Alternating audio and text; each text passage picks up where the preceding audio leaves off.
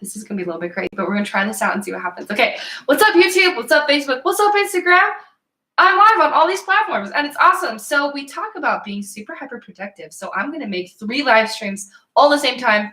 And I'm sorry, I'm not going to look at you too much, Instagram, because you're down there and they're up here. So I just got this book. Brock just got this book from the library called Find Your Why. It's by Simon Sinek and his 2 partners. If you have not seen the talk that Simon Sinek does, Find Your Why, then you should go watch that TED Talk. It's like the top 3 most viewed TED Talks ever. So really good one.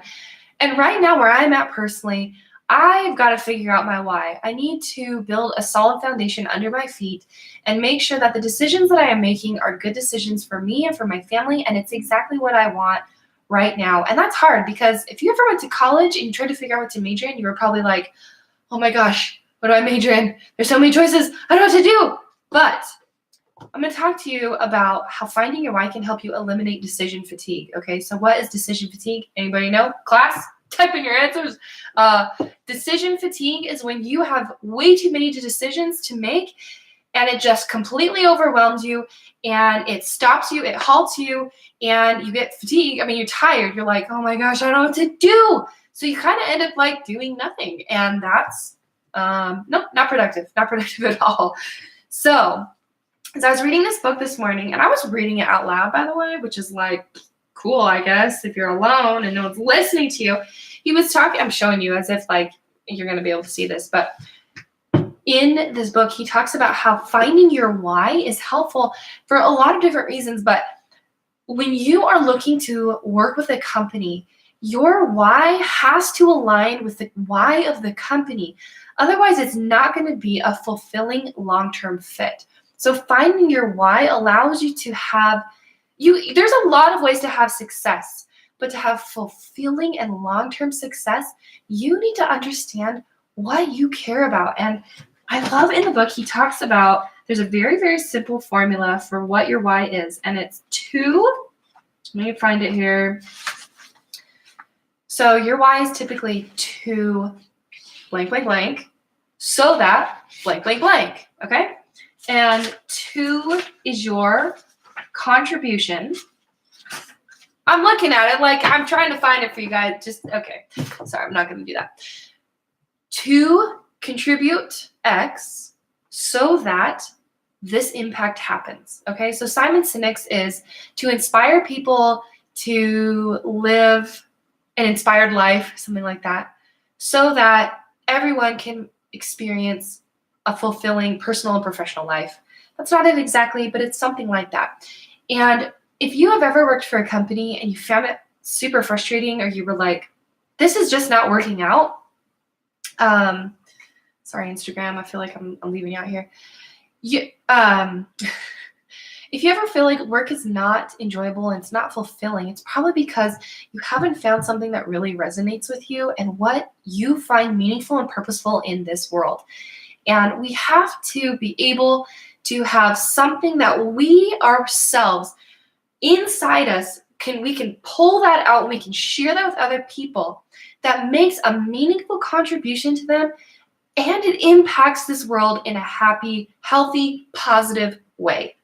When you can determine what your why is and what it is that contribution you make, so that skill that you have, and it's not necessarily a product or service, but it's what you believe. When you can find what that is, then it's easier for you to draw a line in the sand and say, these are the things I'm willing to do, these are the things I'm not willing to do. Okay, and finding your why. What's up, Eric? Yes, let's go, baby. When you can find your why and you can be really clear on the things that matter most to you, then you can start drawing a line under you've got your top 20% that makes a meaningful difference to you. Draw a line, take that 80% and don't think about it. It's not important. Those things are distractions, okay?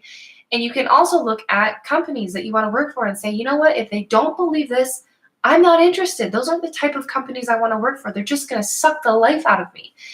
And so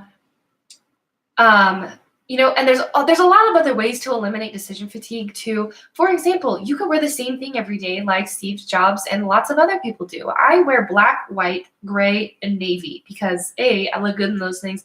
B, they're easy to shop for. C, they're easy to just like throw on.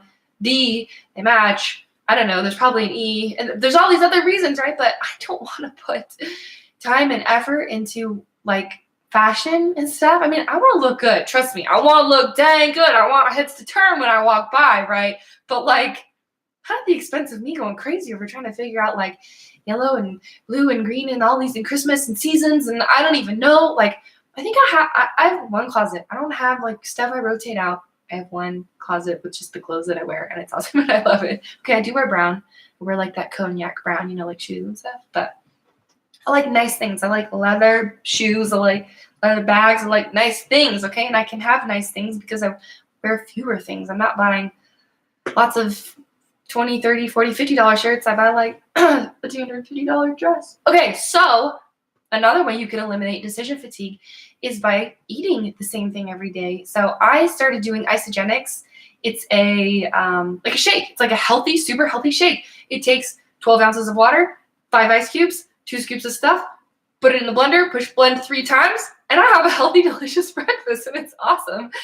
And there's lots of options out there that you can choose for making an easy, fast breakfast that's healthy for you. I've also done like breakfast burritos. I've made my own breakfast burrito type stuff. And like when you don't have to make a decision in the morning about what you're going to eat every single day, life becomes so much easier. And there was a period of time where I started eating salads every single day for lunch, or I was eating pitas every day for lunch.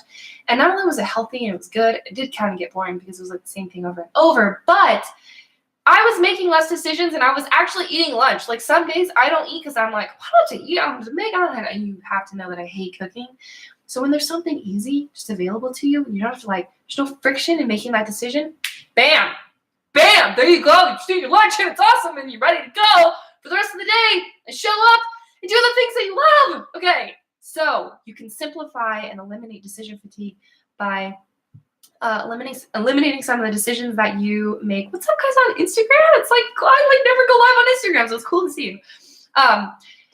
You can eliminate decisions you're making when it comes to your wardrobe, when it comes to your what you're eating. Now, there's tons of other ways that you can apply this too. I had a mentor who taught me that you can make constraints in your life work for you. So if you have certain constraints, maybe it's a time thing, maybe it's a money thing, maybe it's a people or resources thing. Use those constraints to work for you. There are so many people I know that want to stop working at 5 o'clock, okay? Make that a constraint. Tell yourself, I am going to stop working at 5 o'clock. What do I have to do to make that happen? And for the first while, maybe that means instead of staying till 7 o'clock at night, you got to come early, right? You got to come like 2 hours early. Well, maybe that's a thing. Maybe you need leverage in your life. Maybe you need a virtual assistant who can be in your inbox dealing with all the, like, I don't even know, emails that you get, because I get so many emails and I don't ever reply to them, so don't ever email me because I won't reply to you.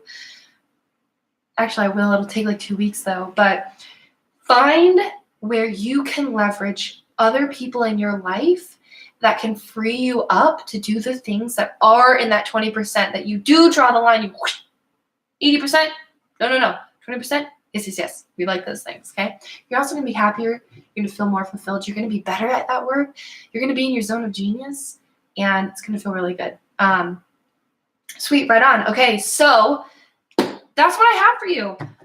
Find your, oh gosh, Apple remote just flew out. I don't know where I am in this book anymore. Find Your Why is a very cool book. I'm on chapter 3 so far. So far, chapters 1 and 2 are really good. But this exercise teaches you how you and a partner can go through and find your purpose and passion and who you really are. And when you can understand those things, like I know it's super cliche and I feel like it's just this like personal development thing that people are like, oh, I'm going to find my passion and like we'll find my purpose. But like, actually, it's really helpful to have some idea of what track you want to be on in your life. If you want to go to New Zealand, it's helpful to get on New Zealand Air because it actually takes you there, okay? If you don't know where you want to go, or if you don't know what that track might look like, it's helpful to figure that out, because then being an effective person means that not only are you doing the right things, but you're doing, how do I say this? You're doing the right things at the right time to take you to the right place. And you know what? It's totally okay to wander. It's totally okay to be confused, but be purposeful that you are moving through your confusion.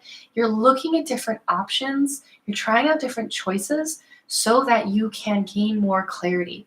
I had no idea that I wasn't going to love and absolutely fall in love with building a digital marketing agency. I could absolutely go down that route, but I know that is not what lights me up and makes me feel so excited. I could tell you all this stuff about WordPress and hosting and websites and conversions and strategy, but I don't want to talk about that right now. I want to talk about how you can show up as a leader and you can manage yourself first and continually develop mastery of your own self so that you can be more effective as a person in your home, to your children, to your spouse, despite how many efforts you make at getting them to read books or go to events and they still don't really care. I totally feel you if that's where you're at. I love you, Brock. You can show up for your coworkers. You can show up for the people that you see as leaders. Each one of us is like one decision away from showing up as a conscious person who has a set of values and rules that they live their life by. You can live your life by your own rules. Now, you also need to abide by laws and rules. But when I say that, I mean you don't have to feel guilty. You don't have to feel guilty for what you want. You don't have to say that success is defined by this. I'm only successful if this. I kind of believe I believe we each need to find wealth where we are at. We need to find abundance where we're at. And I'm telling you this because I struggle with this. I have found it in some areas of my life and in some others I haven't. But if you can't be happy and find that what you have right now is enough, nothing will ever be enough. There was I gotta get my kids soon, but it's a really good story that I heard Tony Robbins tell. Here's the short version. There's a king, and he wants to be better than all the other kings. And so he says, you know what, instead of having one kingdom, I'm going to have 2 kingdoms. And so he builds 2 kingdoms, and they're awesome, and they're beautiful, and everyone, oh my gosh, king, you are so amazing. You have these 2 beautiful kingdoms. Look at that. Look at what you've done. This is amazing. And he's like, yeah, you know what, Osada, I'm pretty good, right? I'm pretty good. I got me some 2 kingdoms. And then he finds out that there's this, I can't remember if he's like a monk. I think he's a monk, okay? And this monk, he owns a loincloth, and he has a blanket someone gave him, and he has a lamp, okay? And this monk goes around, he preaches love and kindness, and he doesn't have a home, but people, they bring him in, they take care of him. There's people that feed him because he's sharing such a great message, and people love that, right? And this monk travels around, okay? He has 3 possessions, but this lamp, turns out that if you rub the lamp, the genie or whatever in the lamp comes out and grants whatever you wish, but he grants 2 of it, twice whatever you ask for. So he goes to his servants guys or whatever, and he's like, hey, go find the monk guy, bring him into the to the hallway, come to my throne, right? And I want to talk to him because I want this lamp. So he comes in and he's like, hey dude, what's up? I want your lamp. Okay, by the way, I'm telling the short version of this. I could elaborate. I'm going to shorten it. Dude, I want your lamp, okay? And he's like, well, this lamp was given to me by my family, and it has a lot of value to me, and, I'm really not interested in, I'm going to give it to you, right? And the king's like, well, look, I got this smaller lamp. It's got all these jewels on it. That big lamp is probably like a burden for you to carry around. I know you travel a lot. Why don't you take this lamp? It looks like it's worth a lot more. Here you go, right? And he's like, you know what, King? I love my lamp. It really means something personal to me. My family gave this to me, and there's more meaning behind it, and I really can't give this up, right? That goes on, and he says, dude, give me your lamp, man. I want the lamp. And he's just like, I can see that you have a lot of wonderful things. I'm gonna peace out now. And he leaves. And the king's like, dude, what just happened, right? What's up with that? You can't just leave. I'm the king. I have 2 kingdoms. I get to do what I want, right? Okay, guys, go beat him up. Take the lamp. That's it. Take the lamp. I want the lamp, okay? Give it to me now. So the king's guys go out and they beat him up and they take the lamp from him. And he's like, sweet money beans, I got me this lamp, okay? This is awesome. He rubs the lamp. Lamp, I want 100 pieces of gold. Well, king, this is my lamp voice. Well, king, why don't you have 200 pieces? 200 pieces of gold. And the king is like, oh my gosh, you're right. Lamp, I want 200 pieces of gold. And the lamp's like, king, why not 400 pieces of gold? And the king is like, dang straight, man, you're right. Why not? Let's just upgrade and make it 1,000 pieces of gold. And he's like, lamp, I want 1,000 pieces of gold. The lamp's like, king, why not 2,000 pieces of gold? You're right. What am I thinking? He asks for 10 kingdoms. He asks for 10,000 pieces of gold. And the lamp keeps, why not 20,000? Why not 20 kingdoms? And the king starves to death. And he dies. 3 days later, the king is locked in his room doing that, rubbing the lamp, and he dies. Because more is never enough. If you constantly want more and more, and you feel like you don't have enough, it is never going to be enough. And I have heard from enough people that I know who are extremely wealthy. Some of them I know personally, some of them I follow, they're influencers, and all of them say that at some point, money loses its value to them. And you have more than you need, and you don't want more money. And that it's about impact, and it's about people. It's about helping people and changing people's lives. And if you can find it in you to have what exists for you now be enough, that's when I think that we can truly be wealthy. For me, that means that I spend time with my kids and I look at them and I'm so happy for the day that I get to be with them. Like, my son is 3 and I was looking at him last night and I was like, oh my gosh, you're so cute and short. Like, you're so much shorter than the counters. And I remember being a kid and being like this to the counters. And now the counters are down here because I'm grown up, right? And like, that's so silly and so dumb. But like, this is such a precious time that I have with my kids right now. They will never be this small again. That's something I can never get back. And I feel so lucky to have this awareness. I don't know why I'm freaking crying right now. But I'm so happy to have this awareness. Like, what are you not being aware of right now that you're so blessed with? What in your life is so precious and you're not noticing it? Who are those people that you maybe need to appreciate more and you need to think about, hey, you know what? If something were to ever happen to you, I would be devastated and I would be so sad. And I want to show appreciation for you. I want to show love for you. I want to spend time with you. Like, time, we talk about our time is our most valuable thing that we have. Spend your time, put your time and invest it in people and those relationships. And that can still be in your business. That can be in solving real problems and creating real results for your clients or your customers. But be mindful of that. All right, dudes, we got sidetracked from eliminating decision fatigue, but that's all right. It's all good. That's sometimes what happens when you're on Natalie.tv, baby. So, thanks for being here. Thanks for you guys who are watching this live with me. Jill and Jeff and Eric and Ryan and Nathan. Like, thank you. Jameson, thank you. Jennifer, for being here.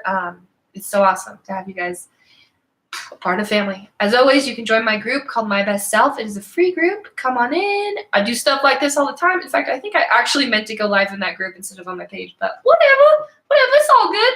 Nathan, yeah, awkward. This is what my nieces and nephews do. Awkward turtle. Sing it and you make a turtle thing with your hands. So life is good. Life is good because we can choose to make it good, even despite all the stuff that you think sucks. It does suck, but life can still be good. I believe that. So, okay, Pals, lock it down. Thanks for being a part of the fam. You can join My Best Self group. Again, I'm going to pop that in the comments. My Best Self. Join that, and look forward to chatting with y'all. See you later.